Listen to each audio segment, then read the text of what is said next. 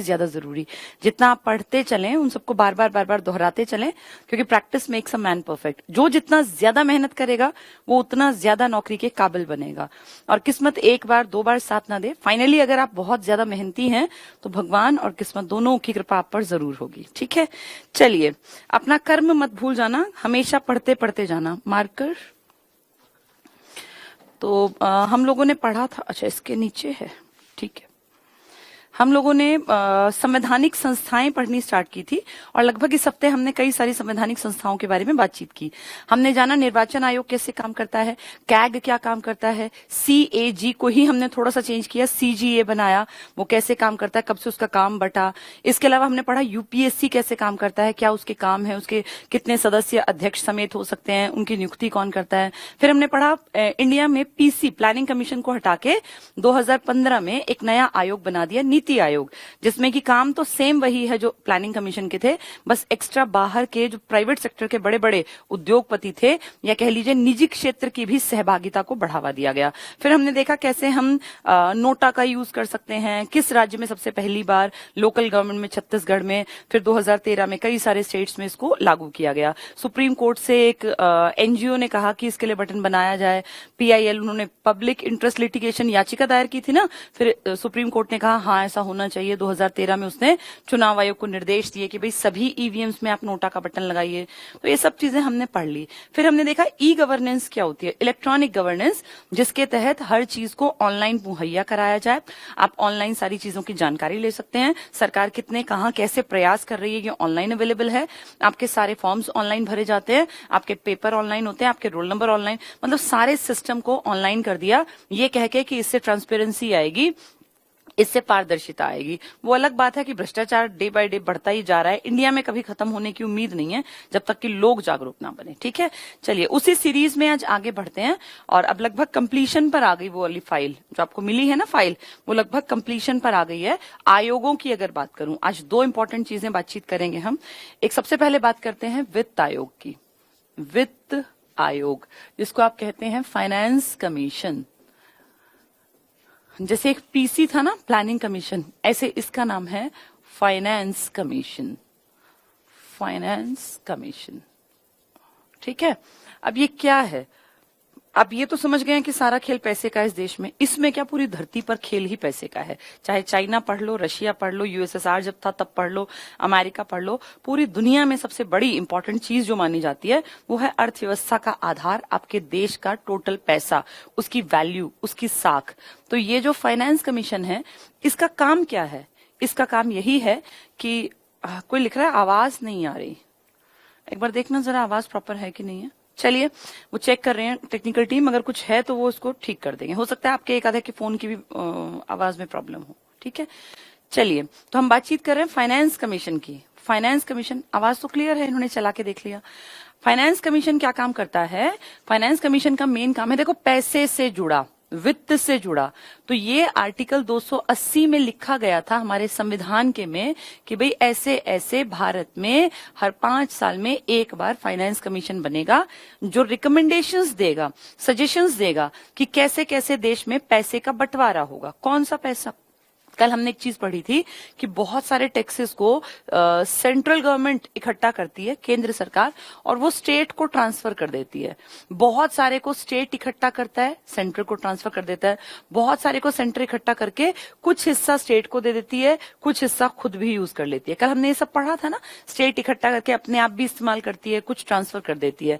यानी सारा जो खेल है वो है करों का, कि हमारे देश में टैक्स कैसे इकट्ठे किए जाते हैं।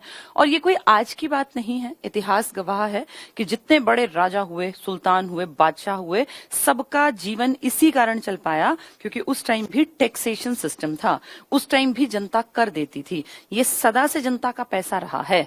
बस जब समझ लेते थे राजा तो जनता की भलाई के लिए काम करते थे, लेकिन जो नहीं समझते थे वो अपने ऊपर काम करते थे। तो आज भी ऐसा ही है, पैसा सारा जनता का है। जितने रोड बन रहे हैं, पुल बन रहे हैं, जितनी ये रेलवे ट्रैक बिछाए जा रहे हैं, कहीं नई सड़क का उद्घाटन, जितने प्रोजेक्ट है ना, इसमें न पीएम के घर से गया, न विपक्षी जो कि हैं भी नहीं उनके घर से गया, किसी का कुछ नहीं गया। ये तुम्हारा और मेरा पैसा है, जिससे ये देश का विकास करते हुए दिखा देते हैं कि भाई हमने इतने प्रोजेक्ट लॉन्च किए, हमने इतनी सड़कें बनवाई। वो इनके घर का पैसा बिल्कुल नहीं है। और ऐसा काम पहले भी राजा करते थे। वो अपनी टेरिटरी की रक्षा के लिए देखो बड़ी सेनाएं रखते थे, स्थायी सेनाएं, बढ़िया नस्ल के घोड़े खरीदते थे, अरबी नस्ल के, और वो कैसे अपने सैनिकों की तैनाती रखते थे, हथियार बनवाते थे। तो वो राजा भी जनता से कर लेते थे। उस टाइम जनता कर के रूप में क्या देती थी? भाई जो पैदा किया वही कर के रूप में दे दिया। तो किसान गेहूं, अनाज, कोई आर्टिस्ट है तो राजा के घर जाके एक बार राजा के राजमहल में महीने में एक दिन काम कराया। तो सब लोगों का कोई ना कोई योगदान था इकोनॉमी में, आज से हजारों साल पहले भी, आज भी योगदान है। क्योंकि आपको लगता होगा कि आप टैक्स नहीं देते। जो लोग मंथली अच्छी सैलरी लेते हैं उनके ऊपर इनकम टैक्स लग जाता है। अच्छी का मतलब यहाँ कांस्टेबल भी हैं, क्योंकि कांस्टेबल भी टैक्स भरता है। इंडिया में कांस्टेबल के ऊपर भी टैक्स लगता है। और तो और जो रिटायर्ड लोग हैं ना, मेरे खुद के पिताजी रिटायर्ड हैं, उनको भी टैक्स फाइल करना होता है, टैक्स देना पड़ता है, इनकम टैक्स रिटर्न भरनी पड़ती है। तो इंडिया में तो ये मानो हर आदमी टैक्स दे रहा है जो कमा रहा है या जो कमा के पिछली पुश्तों में बैठा है। अब बात करें कि जो लोग नहीं कमाते, क्या वो टैक्स नहीं देते? देते हैं। आप जो भी सामान खरीदते हैं ना, अननोइंगली आपकी जेब से पैसा जाता है। हर चीज के प्रोडक्शन पर टैक्स लगता है, उस कंपनी पर, हर चीज के प्रोडक्शन पर, जिसको कहते हैं उत्पाद शुल्क। नाम ही देखो ना आप, उत्पाद शुल्क, इंग्लिश में इसी का नाम है एक्साइज ड्यूटी।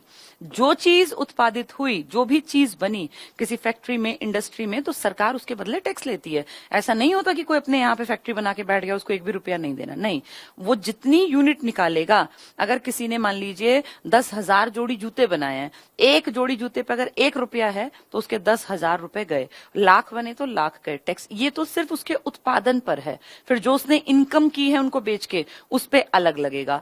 एक आदमी ना, अमीर लोग, अब जैसे इस चीज को समझने की कोशिश करो, जितना आदमी अमीर होता जाता है उतना इंडिया में टैक्स उसके ऊपर बढ़ता जाता है। और जितना ये सारे प्रोजेक्ट चल रहे हैं ना, ये इस देश में जिन लोगों ने सरकार को पैसा दिया उन्हीं लोगों के कारण चल रहे हैं।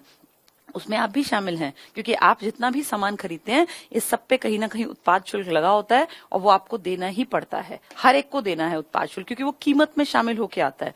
अगर आप एक कोलगेट खरीद रहे हैं, या आप कोई भी पेप्सोडेंट ले रहे हैं, या आप कुछ भी सामान, आप कोई साबुन भी खरीद रहे हैं, शैम्पू ले रहे हैं ना, तो उसके ऊपर जहां वो यूनिट लगी होगी वहां उत्पाद शुल्क लिया गया। और अगर उसके ऊपर 1 रुपया उत्पाद शुल्क था, तो वो जो मालिक है फैक्ट्री का, वो 1 रुपया तब तो भर देगा, लेकिन वो लेगा आपके जेब से, क्योंकि उसको भी उत्पाद शुल्क देख के, भाई उसकी फैक्ट्री में एक चीज 10 रुपए की बन रही थी, अब मान लीजिए सरकार ने कहा 1 रुपया हमें दे, तो 11 की तो बेचेगा ना अगला आदमी। अगर वो 10 में प्रॉफिट में था तो वो कहेगा यार सरकार का पैसा मैं थोड़ी भरूंगा, ये जनता से लिया जाएगा। तो ऐसे हर आदमी, हर तरीके से जो भी मार्केट से सामान तुम लाते हो ना, उस पर तुम उत्पाद शुल्क देते हो। जो लोग अच्छा कमाते हैं वो अच्छा देते हैं। अब जैसे हम लोग, तुम लोगों ने जो फीस भरी, इस पे सर्विस टैक्स, ये पढ़ाना सर्विस है, डॉक्टर जो देते हैं वो सर्विस होती है, बहुत सारी चीजें सर्विस में, ट्रांसपोर्टेशन सर्विस में आता है, एजुकेशन सर्विस में आता है। तो हर चीज पर टैक्स लेती है सरकार। आपने जब ऑनलाइन पेमेंट की तो वो ऑनलाइन पेमेंट में 18% जो है ना डायरेक्ट चला गया सरकार के पास। आपने जितने रुपए भरे, ये सबको भरना है। ऐसा नहीं कि हम जितने कोचिंग सेंटर चल रहे हैं या जितने इंस्टीट्यूशंस चल रहे हैं, सबको बच्चे की फीस में से ही ये भरना पड़ता है। तो आप ये देखो कि सरकार कितना रुपया हर आदमी से ले रही है। वो रुपया सरकार इकट्ठा करके और वही हमारे देश के विकास में लगा देती है। अब इस रुपए को ये बांटते हैं, कैसे बांटते हैं? स्टेट कहता है मुझे रुपया दो, मैं भी तो अपने राज्य का विकास करूंगा। सेंट्रल गवर्नमेंट चाहती है हम पैसा रखें, क्योंकि देश का विकास तो हम ही करेंगे। ये आपस में लड़ेंगे। मैंने कल एक बताया था राज्य और केंद्र के संबंध, कि अगर केंद्र में सरकार है बीजेपी की और राज्य में बीजेपी की, तो केंद्र तुरंत उसकी मदद करेगा, उसको प्लान्स के तहत पैसा देगा, उसको इजीली ग्रांट्स उसकी फाइनल करा देगा। लेकिन अगर केंद्र में सरकार बीजेपी की और राज्य में कांग्रेस की, तो उसको एक भी कोशिश करेगा 5 साल में एक भी ग्रांट इसकी पास ही ना हो। इस तरह के उसके ऊपर ब्लेम लगा देगा, ताकि उसके पास ना पैसा जाएगा ना जनता के लिए काम करेगा। 5 साल बाद कैसे वोट मांगने जाएगा? अब तो खैर इस देश में बेशर्मी है, बिना काम किए हर 5 साल में ये ये लोग आने लग गए। पहले ऐसा नहीं होता था, पहले काम करने पड़ते थे। तो अब केंद्र और राज्य लड़ने की उम्मीद हो गई ना, लड़ेंगे आपस में। सरकारी आयोग याद होगा तुम्हें, जिसने कहा था कि इनके संबंधों पे कैसे सुधार किया जाए, जिसने फिर वो अंतरराज्यीय परिषद की बात की थी, गठन की, 1990 में बना। इसी तरह से कहा गया ये पैसा एक बहुत बड़ी चीज है और इस पे तो भाई बंधु लड़ पड़ते हैं, माँ बेटे लड़ पड़ते हैं, बाप बेटा लड़ पड़ते हैं, तो इस पे तो लड़ाई होगी ही होगी। इसीलिए संविधान लिखने वालों ने ये फील किया कि क्यों ना एक ऐसा कमीशन बना दिया जाए जो ये डिसीजन ले कि पैसे का बंटवारा किसको कितना मिलेगा, ताकि इनमें आपस में डिस्प्यूट ही ना रहे, कोई ये कहे ही ना पाए कि भैया मुझे कम मिला। तो पहले ही एक फाइनेंस कमीशन के बारे में आर्टिकल 280 में हमारे संविधान ने लिख दिया और ये कहा जो एक बार आएगा ना फाइनेंस कमीशन, उसकी रिकमेंडेशन आने वाले 5 सालों तक चलेंगी। ये फाइनेंस कमीशन में 1+5 आदमी होंगे। अब देखो मैं इसको डिटेल से अगले पे समझा देती हूँ, बेस आपका बन गया। तो अब हम बात कर रहे हैं फाइनेंस कमीशन की, जिसको आपने हिंदी में क्या नाम दिया, वित्त आयोग। हमारे संविधान में वर्णित है, पेपर में 4 आयोग आएंगे और कहेंगे इनमें से किसका वर्णन संविधान में नहीं है। तो ये रटने की चीज नहीं है, ये समझने की चीज है। ये आपको पता होना चाहिए कौन कौन से आयोग। क्या यूपीएससी है? बिल्कुल है। एसएससी नहीं है, रेलवे नहीं है, ये संविधान में नहीं है, लेकिन यूपीएससी है आपका। ये जो ये आयोग है जिसका नाम हम क्या बात कर रहे हैं, फाइनेंस कमीशन है। क्या प्लानिंग कमीशन था? नहीं था। अब जिसने चीजों को समझा है वो इनको टिक कर पाएगा, वरना नहीं। ऐसे रटना बड़ा मुश्किल होता है कि क्या था क्या नहीं, बहुत लंबी लिस्ट है, लेकिन अगर आपने समझा है इस चीज को तो दिक्कत नहीं आएगी। तो फाइनेंस कमीशन आर्टिकल, जो इंपॉर्टेंट चीजें हैं वो स्टार्ट हो गई। आर्टिकल 280 अनुच्छेद, आर्टिकल 280 आपके संविधान का, यानी ये संवैधानिक संस्था है, संवैधानिक आयोग है ये। दूसरी बात, जो फाइनेंस कमीशन बनेगा कितने साल तक उसकी रिकमेंडेशन रहेंगी? 5 साल तक। तीसरी बात, इसमें कितने मेंबर होंगे जो ये रिकमेंडेशंस देंगे? तो ये होंगे 1+4।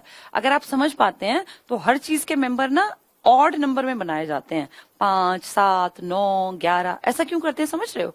ताकि अगर किसी बात पर डिस्प्यूट हो जाए तो एक पलड़ा हमेशा भारी रहे। अगर 2 एक बात कह रहे हैं, 2 एक बात कह रहे हैं, 4 ही मेंबर हैं, तो बात तो डिस्प्यूट रह गया। इसीलिए 5 किए जाते हैं कि 3 अगर एक तरफ झुक गए तो अपने आप मामला उस तरफ जाएगा। हमेशा देखना, कभी भी जब भी बेंच बैठती हैं या कोई इस तरह के आयोग होते हैं तो उसमें हमेशा हमेशा कोशिश की जाती है कि एक डिजिट दोनों के पलड़े से एक्स्ट्रा रखा जाए, ताकि कभी भी दिक्कत हो, भाई आपस में कोई बात ना मिले। 100 बातें होती हैं, ये रोज रोज तो नियम बनने नहीं, तो इसलिए संख्या कितनी कर दी गई? 5। अब ध्यान से सुनना, ये 5 सदस्यीय है, 5 वर्ष के लिए आता है। आर्टिकल 280 में इसका वर्णन है। ये 5 मेंबर कौन हो सकते हैं? क्या मुझे और तुम्हें कोई लगा लेगा? नहीं। ये 5 कौन होंगे? ध्यान से सुनो। पहला, वो आदमी जिसको सार्वजनिक विषयों का, सार्वजनिक मतलब तुमसे और मुझसे संबंधित, समाज से संबंधित सार्वजनिक विषयों की समझ हो, विषय का ज्ञान, यानी जिसको सोसाइटी का ज्ञान हो। पढ़ा लिखा तो हो ही हो, अनपढ़ नहीं, लेकिन सोसाइटी का ज्ञान हो, सार्वजनिक विषयों का ज्ञान हो। पेपर में आए कई बार कि फाइनेंस कमीशन में कौन सी योग्यता वर्णित नहीं है, तो हमें सारी पता होनी चाहिए। उसको किसकी समझ हो? जो अध्यक्ष होगा। फाइनेंस की समझ नहीं लिखा अध्यक्ष के लिए, लिखा है जिससे सार्वजनिक जो ये चीजें चल रही हैं, योग्यता हो उसके अंदर, इस विषय का उसको ज्ञान हो, सार्वजनिक विषय का, सोसाइटी से जुड़ा। दूसरा कहा उसको फाइनेंस की समझ हो, नाम ही फाइनेंस कमीशन है, तो फाइनेंस की समझ हो। उसको इकोनॉमिक्स की बहुत अच्छी समझ हो, देश का इकोनॉमिक्स कैसे कब कैसे क्या काम हुआ, किस तरह की चीजें होती हैं, सब कुछ समझ में आए उसको। ठीक है। इसके अलावा तीसरा, वो हाई कोर्ट का जज बनने की योग्यता रखता हो अगर, तो वो फाइनेंस कमीशन में आ सकता है। क्योंकि जजेस ने पूरा आर्टिकल्स और सब कुछ पढ़ा हुआ है ना, तो कहा कि हाई कोर्ट की योग्यता अगर है तो भी आ सकता है, अगर वो सार्वजनिक विषय का ज्ञाता है तो भी आ सकता है, उसको फाइनेंस का और इकोनॉमिक्स का अगर अच्छा ज्ञान है तो भी वो आ सकता है। ये कंडीशंस पूरी जो करेगा उसको बनाया जा सकता है फाइनेंस कमीशन का मेंबर। अध्यक्ष के लिए क्या है? सार्वजनिक विषय का ज्ञान। ठीक है। तो इस तरह की कंडीशंस अगर पूरी करता है कोई, फिर उसको ऑडिटिंग की भी समझ हो। ऑडिटिंग समझ रहे हो ना भाई, लेखांकन करना, लेखे का अनुमान लगाना कि ये ठीक है, ये गलत है, इतना पैसा यहाँ दिया जाना चाहिए, राज्यों को इतना % मिलना चाहिए, केंद्र को इतना % मिलना चाहिए, ये घटाना चाहिए, बढ़ाना चाहिए। ये मेरे और आपके थ्रू थोड़ी ये काम हो सकता है। हमें क्या पता कि कितने रुपए लेन देन में चलते हैं, हम तो आम आदमी हैं। लेकिन इनकी समझ रखने वाला एक अच्छी पकड़ रखता है, मजबूत पकड़ रखता है। इसलिए कहा जाता है कि ये कंडीशंस अगर पूरी करता है कोई, तो वो लायक है कि वो फाइनेंस कमीशन का मेंबर बने। बहुत अच्छी बात है, ये फाइनेंस के बारे में सारी जानकारी देगा। इसका मेन काम क्या है? इसका सबसे मेन काम है दोनों सरकारों के बीच करों का विभाजन या बंटवारा, डिस्ट्रीब्यूशन ऑफ टैक्सेस अमंग किस किस के बीच में, central government and state government, क्योंकि यही लड़ेंगी कि भाई मुझे कम पैसा मिला, मुझे कम पैसा मिला। तो करों का विभाजन करना यानी टैक्सेस का बंटवारा करना ही मेन काम है इस कमीशन का।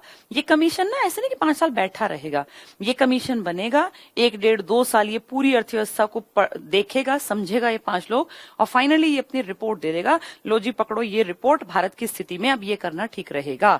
अब इसकी दी हुई रिपोर्ट पर मर्जी चलेगी केंद्र सरकार की, यानी इसकी दी हुई रिपोर्ट ऐसा नहीं है कि थोप दी जाएगी, थोपी नहीं जा सकती, ये इनकी मर्जी है। किनकी मर्जी? ये मर्जी है सरकार की कि इस रिपोर्ट को वो फॉलो करे या ना करे। क्यों सरकारें फॉलो करती हैं? क्योंकि सरकार में आधे अनपढ़ हैं, आधे क्रिमिनल हैं, जिनको कोई समझ नहीं कि कैसे पैसा बटेगा, वो तो मूर्ख हैं, कह देंगे 100% हम रखेंगे।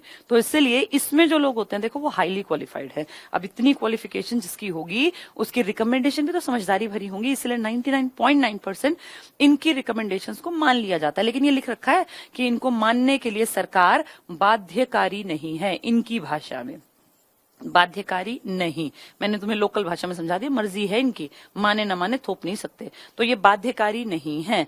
कैसे लोग आए, कितने साल के लिए आए, सब समझ में आ गया। अब जब भी फाइनेंस कमीशन बनता है ना, स्टार्टिंग से बन रहा है, 1951 में बना था। केसी नियोगी थे पहले जो फाइनेंस कमीशन के अध्यक्ष थे। अभी भी फाइनेंस कमीशन है, वो अलग बात है कि फाइनेंस ही नहीं बचा इस देश के पास कुछ करने के लिए, वो एक अलग मुद्दा है, लेकिन फाइनेंस कमीशन है।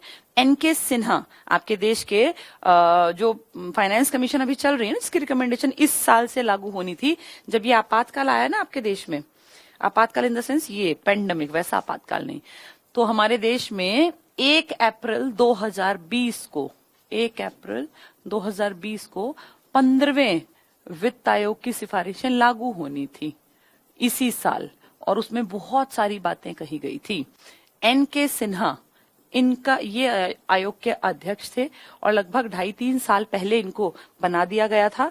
ये बने थे मेरे ख्याल 18 या 17 के आसपास, नवंबर दिसंबर में। फिर उन्होंने 2-2.5 साल खूब इकोनॉमी को समझा जाना। ये बीजेपी के खास आदमी थे, पहले बता दूं, सब सरकारें ऐसा ही करती हैं। जो अगर कांग्रेस होती, कांग्रेस अपने आदमी को बना देती, लेकिन फिर भी हम ये मानते हैं चलो इसने पार्शियलिटी नहीं की। एनके सिन्हा को बना दिया गया 2-2.5 साल पहले। इन्होंने सब चीजें जानी, समझी, परखी और फाइनली इन्होंने अपनी रिपोर्ट दे दी थी, और उस रिपोर्ट को अब लागू किया जाना था 1 अप्रैल 2020 से, और ये लागू रहती रिपोर्ट 31 मार्च 2025 को। तो अब पता नहीं क्या करेंगे क्या नहीं करेंगे, अब तो फाइनेंस का सारा बेड़ा गर्क हो गया है। लेकिन इस तरह से रिपोर्ट 5 साल की रिकमेंडेशन दी जाती है, ठीक है। तो पहला केसी नियोगी था और अभी एनके सिन्हा थे, जो अपने यहाँ पर जिनकी रिकमेंडेशन, जिनका मतलब अध्यक्षता जिनकी कहेंगे, उनके ऊपर चल रहा था। सबसे मेन काम समझ में आया, करों का बंटवारा करना, पैसा कैसे कैसे बटेगा उसके बारे में बताना। पहले हमारे यहाँ पर ये 70:30 था, 30 था, यानी ये पैसा रखती थी केंद्र सरकार और ये पैसा बांट देती थी वो राज्य सरकारों में। ये केंद्र करता था, राज्य को कम क्यों देता समझ रहे हो? क्योंकि राज्य को तो अपना अपना पेट भरना है, लेकिन केंद्र तो माँ के बराबर है ना सबका। मान लीजिए उत्तराखंड में केदारनाथ में 2013 में देखो क्या भयानक सीन हुआ था, तो उसको केदारनाथ की केयर करनी है। अगर उड़ीसा में कोई चक्रवात आके पानी से सारी बस्तियां बह गई और उजाड़ कर गई, तो केंद्र को उड़ीसा को पैसा देना है। अगर केरल में कोई तटवर्ती इलाकों में नुकसान हो गया, तो उसको केरल को पैसा देना है। तमिलनाडु में और आंध्र प्रदेश में आप जानते हैं हर साल सर्दियों में कितने भयंकर तूफान आते हैं, सब कुछ नष्ट हो जाता है, गांव के गांव गायब हो जाते हैं, उजड़ जाते हैं, तो वहां पैसा देना है। बिहार में इस साल तुमने देखा ही बाढ़ का क्या आलम रहा, बिहार को पैसा देना है। जम्मू कश्मीर में विकास करना है तो पैसा देना है। यानी केंद्र सरकार तो सबके ऊपर बैठी है, जहां जहां नुकसान होगा वो झोली फैला के पहुंचा जाएगा केंद्र सरकार के पास, सर हमें मदद कर दीजिए, हमारा ऐसे ऐसे सारा नुकसान हो गया। और आप जानते हैं इंडिया के बहुत सारे तटवर्ती इलाकों में हर साल बाढ़ आती है, हर साल नुकसान होता है। चक्रवातीय जो ये लक्षण उभरते हैं ना, ये तो इतना बड़ा डिस्ट्रक्शन करते हैं कि करोड़ों रुपए की संपत्तियां तभी नष्ट हो जाती हैं, कितनी लाइफ लोगों की खराब हो जाती है। वो आपको और मुझे कम पता चलता है क्योंकि हम लोग बैठे हैं ज्यादातर लोग सेफ इलाके में। उड़ीसा के वो लोग भी हैं जो तटवर्ती इलाकों में और हर साल वो मार झेलते हैं, उनके पास बेचारों के पास इतना भी नहीं होता कि पेट भर ले। ऐप पे पढ़ना तो बहुत बड़ी बात है। खैर बहुत सारे बच्चे जुड़े होंगे झारखंड के, बिहार के, अच्छी बात है, क्योंकि विकास के लिए अगर आपका कोई सहारा बन सकता है तो वो आपकी शिक्षा है। चलिए, ये फाइनेंस कमीशन आपको समझ में आ गया होगा। हाँ, इसको थोड़ा सा कम कर दिया गया था, ये 65-35 कर दिया गया था कि भाई राज्य का थोड़ा सा बढ़ा दो और केंद्र का थोड़ा सा घटा दो। 100 में से ही बंटवारा होता है हमेशा ये। तो ये था हमारा फाइनेंस कमीशन, 51 से 2020 तक ये चल रहा है और ये संवैधानिक है क्योंकि इसके बारे में आर्टिकल 280 में लिखित में है। ठीक है, चलिए अगले टॉपिक पे आते हैं। इसको थोड़ी देर में पढ़ा दूंगी मैं आपको इन्हीं की जबान में, किताबी भाषा में। आगे बढ़ते हैं। एक बहुत इंपॉर्टेंट टॉपिक है, आप लोगों ने सुना भी होगा, लोकपाल, और इसी के साथ कहते हैं लोकायुक्त। बहुत काम की चीज है, ध्यान से समझना इसको, क्योंकि किताबी भाषा समझ में तब नहीं आएगी नहीं अगर हमें बेस नहीं पता होगा। लोकपाल, लोक मतलब क्या होता है? जनता। आप और मैं, हम हैं लोक, तभी तो लोकसभा बनी। लोक मतलब लोकलाज, कहते हैं ना, लोकलाज यानी जनता की, जो जनता से जुड़ा हो वो लोक कहलाता है। पाल, ये हम सबका केयर टेकर है लोकपाल, कहने के लिए। अब है क्या देखते हैं, हमारे देश से भी इसको जोड़ के मत देखना, आ गया हमारे देश में फॉर्मेलिटी के लिए। लोकपाल का सबसे पहला कॉन्सेप्ट आया था स्वीडन में। स्वीडन एक छोटा सा देश है, बहुत छोटा सा देश है यूरोप में, और स्वीडन के पास कोई अथाह संपत्ति भी नहीं थी। ऐसा भी नहीं था कि क्या करें, मिट्टी में इतना गेहूं और इतना चावल और इतना कच्चा माल की भाई इसका हद से ज्यादा विकास हो सके। लेकिन स्वीडन स्टार्टिंग से इंटेलिजेंट लोगों का देश था। यहाँ सब लोग शिक्षित थे, यहाँ लोग अपने अधिकारों के प्रति जागरूक थे। यहाँ आप देखना हमेशा एडवांस्ड बातें होती थी। और आप अच्छी तरह जानते होंगे, नोबेल पुरस्कार जिस आदमी के नाम पे दिए जाते हैं वो भी तो स्वीडन में ही जन्मा था, एल्फ्रेड नोबेल। तो सोचो, दुनिया का सबसे बड़ा प्राइज जिसके नाम पर है, उस आदमी का जन्म भी स्वीडन में ही हुआ। बहुत एडवांस देश है, बहुत समझदार लोग हैं यहाँ। इन्होंने बहुत पहले, जब आपके यहाँ राजा महाराजा थे ना, तब इन लोगों ने 1809 में, हमारे यहाँ तो 57 तक तो सोचो हम लोग मुगलों के अंडर थे। तो उस टाइम पे जब हम मुगलों के अंडर थे, चाहे वो नालायक ही थे, तब भी हमारे यहाँ पे क्या समझ रही होगी लोगों की, 1857 तक तो मुगल बादशाह बहादुर शाह जफर बैठा हुआ था।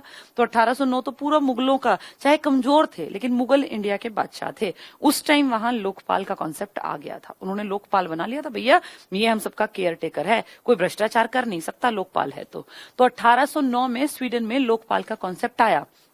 लोकपाल है क्या, क्यों ये कॉन्सेप्ट आया? लोगों का पैसा है, ये आपकी समझ में आ गया।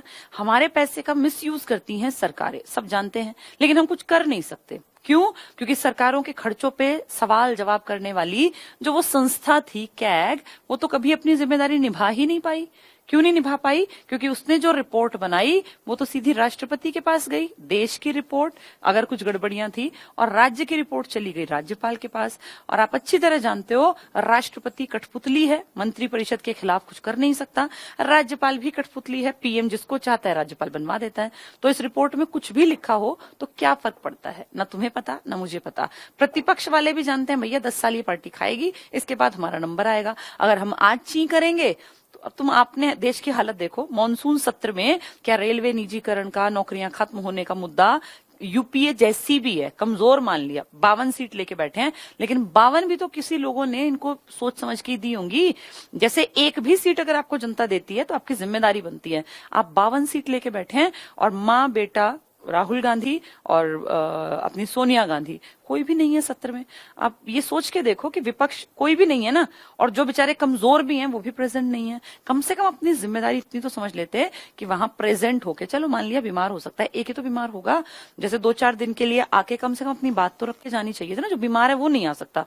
हम भी जानते हैं सोनिया गांधी बीमार है, कई बार क्रिटिकल कंडीशन पता चली है, लेकिन राहुल गांधी को कम से कम ये जिम्मेदारी 2-4 दिनों के लिए निभा लेनी चाहिए थी, फिर चले जाते वापस। विपक्ष नहीं है, ये तो हम लोगों के लिए, देश के लिए दुर्भाग्य की बात है। लेकिन जिनको 52 लोगों को कांग्रेस के नाम पे लोगों ने वोट दिया, वो क्या सोचे अब कि वो 52 सीटें हमारी गई, हमने क्यों उनको वोट दिया? जैसे ये जो तानाशाही है ना, ये ऐसे नहीं कि अकेली कामयाब होती है, इसको कामयाब करवाने में सबसे बड़ा योगदान देते हैं विपक्षी। जब वो बोलना बंद कर देते हैं और उन्हें लगता है यार जो करेंगे ठीक है, करेंगे, करते रहेंगे, हमारा क्या जा रहा है। अब धीरे धीरे हमारे देश की जो हालत है ना वो उसी तरफ मुड़ रही है।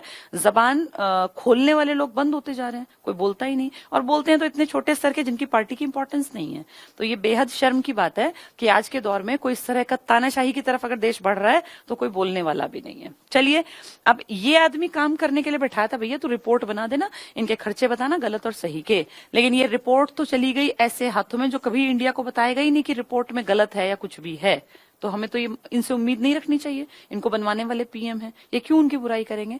हमारी थोड़ी सी उम्मीद स्वीडन जैसे देश जहां की लोकपाल आ गया था, इनका लोकपाल बहुत स्ट्रांग था। इन्होंने कहा हमारा जो लोकपाल होगा ना वो पीएम, राष्ट्रपति और इन सबके ऊपर रिपोर्ट बनाएगा, और वो रिपोर्ट जो है वो पब्लिकली सबको पता भी चलेंगी। इनके देश में ये था कि पता चलेगा कि देश के इस मंत्री ने इस बैठक पे इतना रुपया खर्च कर दिया, या ये जो रुपया खर्च किया गया ये क्या बच सकता था, सारी बातें, क्योंकि पैसा तुम्हारा और मेरा है, जनता का है। लोकपाल जनता के पैसे का ध्यान रखने का जिम्मा इसी का था। और वैसे तो ध्यान रखने का जिम्मा अगर पूछेंगे तो कैग का कहना, यह है वित्त का संरक्षक, आम आदमी के वित्त का संरक्षक है, तुम्हारे मेरे पैसे का, जनता के पैसे का संरक्षक है अकॉर्डिंग टू कॉन्स्टिट्यूशन कैग। लेकिन कैग उस वित्त की फाइल पकड़ाता है उन लोगों को जो बोल ही नहीं सकते, जो बेचारे एक तरह से कठपुतली के रूप में काम कर रहे हैं। तो लोकपाल एक ऐसा आदमी था जिसका की स्टेटस बहुत अच्छा था। स्टेटस का मतलब यहां है ये अपनी रिपोर्ट बना सकता था प्रधानमंत्री के खर्चे के ऊपर, किसी भी मंत्री के खर्चे के ऊपर, जो आईएएस आईपीएस टाइप के बड़े रैंक होल्डर है इनके खर्चे के ऊपर, ABCD कर्मचारी होते हैं ना, डी मतलब ग्रुप डी, ये सबकी रिपोर्ट, सी मतलब क्लर्क, बी मतलब थोड़े से ऊपर के अधिकारी, ए मतलब ए क्लास, तो सबसे बड़े अधिकारी। तो ये सारे जितने ऑफिसर्स लगे हैं हर सरकारी दफ्तर में, चाहे चपड़ासी है, पानी पिलाने वाला, क्लर्क है, कोई टीचर है, कोई आर्किटेक्ट है, कोई निगम में लगा है, कोई कहीं भी लगा है, चाहे पंचायत में बैठा है, ये सबके ऊपर रिपोर्ट बना सकता था। और अगर रिपोर्ट में भ्रष्टाचार दिख जाता तो उसको आदमी को तुरंत से हटा दिया जाता, कार्यवाही चलती थी। ये बहुत बड़ी बात है, ये बहुत अच्छी बात है कि एक छोटा सा डी ग्रुप का जो चपड़ासी है, जो टॉयलेट साफ करने की भी नौकरी करता है, वहां से लेके प्रधानमंत्री तक अगर कोई भी गड़बड़ होगी तो उसकी रिपोर्टिंग करेगा आम जनता को लोकपाल। कितनी अच्छी चीज है। इंडिया में इसके ऊपर बातचीत शुरू हुई थोड़ी थोड़ी 1963 में। अगर मोटी बात करूं 1969 में इंदिरा गांधी के टाइम में ये बात उठी कि भैया विदेश जो है ना वहां लोगों ने लोकपाल का कॉन्सेप्ट दे रखा, बहुत बढ़िया कॉन्सेप्ट है, हमें भी लाना चाहिए। लेकिन लाने से पीछे हटेंगे, ले आएंगे इस बात को, लाना चाहिए, क्योंकि कोई भी नहीं चाहता कि उनके पुराने चिट्ठे खुले, उनके बारे में दुनिया जाने कि उन्होंने क्या किया। खैर लोकपाल में तो ये लिखित में है कि 7 साल से पुराना तो कुछ उठा भी नहीं सकते। आज इंदिरा गांधी के ऊपर कोई रिपोर्ट नहीं तैयार कर सकता, लोकपाल चाहे बन गया आपके देश में। आज अटल बिहारी वाजपेयी के ऊपर कोई रिपोर्ट नहीं बन सकती, क्योंकि 7 साल तक का बस हो सकता है, यानी 7 साल पहले जो भी गड़बड़ियां हुई वो छिप सकती है, उनके ऊपर कोई रिपोर्ट नहीं बनती। वैसे अगर देखें ना सरकारी कर्मचारी तो 35 साल तक फाइल रखते थे, जो हमें स्कूल्स में इंस्ट्रक्शन दी गई थी कि सरकारी जितनी भी चीजें आपको 35 साल तक मेंटेन करनी है, चाहे वो बच्चों के रिकॉर्ड हो या स्कूल की संपत्ति का रिकॉर्ड हो, मतलब जो नॉन लिविंग चीज है ना उसका रिकॉर्ड भी 35 साल रखा जाता है हर सरकारी दफ्तर में।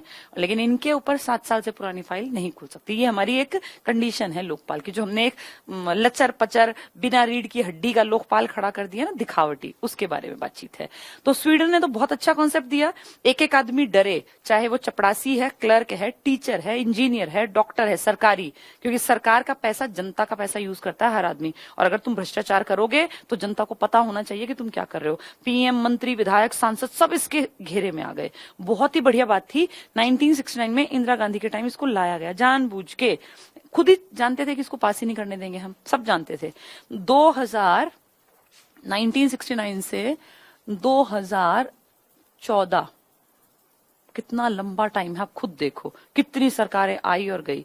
इस सरकार के आने से पहले 2014 के इलेक्शन थे ना, उससे ठीक पहले लोकसभा राज्यसभा में पारित करवा के एक बेहद कमजोर लोकपाल का विधेयक लाया गया, उसको पारित करवा दिया गया। काम उसका सोचो इंदिरा गांधी के टाइम से चल रहा था, फिर अटल बिहारी वाजपेयी के टाइम में थोड़ा बहुत दिखावटी 10 बार विधेयक लाया गया। लोकपाल लाने के लिए इंडिया में 10 बार विधेयक लाया गया। जब इनको अपनी तनख्वाह बढ़ानी होती है सांसदों की, एमपी की, एमएलए की, तो विधेयक एक ही बार लाया जाता है, उसी को पारित करके दूर करते हैं। लेकिन जब जनता से जुड़ा कोई विधेयक लाना था इनको, जनता के फायदे के लिए, इनके नुकसान के लिए, तो 10 बार तो वो पेश किया गया, बार बार खारिज कर देते। 10वीं बार शायद सरकार चाहती थी कि वो तीसरी बार आ जाए। ये जो हटी हुई सरकार है, कांग्रेस की सरकार, ये चाहती थी कि हम तीसरी बार आए, तो जनता को बेवकूफ बनाने का एक हथियार था। और इन्होंने कहा देखो हमने ना इतने साल पुराना जो ये विधेयक चल रहा था हमने पारित करा दिया, करा भी दिया था। ये सच्चाई है, करा भी दिया था। तो 1969 में जो स्टार्ट हुआ, 2013 में दिसंबर तक जाते जाते आनन फानन में लोकसभा राज्यसभा सबने पास करके जनवरी में राष्ट्रपति के साइन करा ले कि भैया हम लोकपाल के ऊपर काम करेंगे। और ये एक तरीका था जनता को बेवकूफ बनाने का कि तीसरी बार भी हमें ले आओ। वो अलग बात है कि इंडियंस की आदत है कि 2 ही बार परखते हैं चीज को, उसके बाद तीसरी बार ये जान जाते हैं, इनकी बुद्धि खुल जाती है, इनके ज्ञान चक्षु खुल जाते हैं कि ये आदमी ठीक नहीं है, फिर ये हटा देते हैं।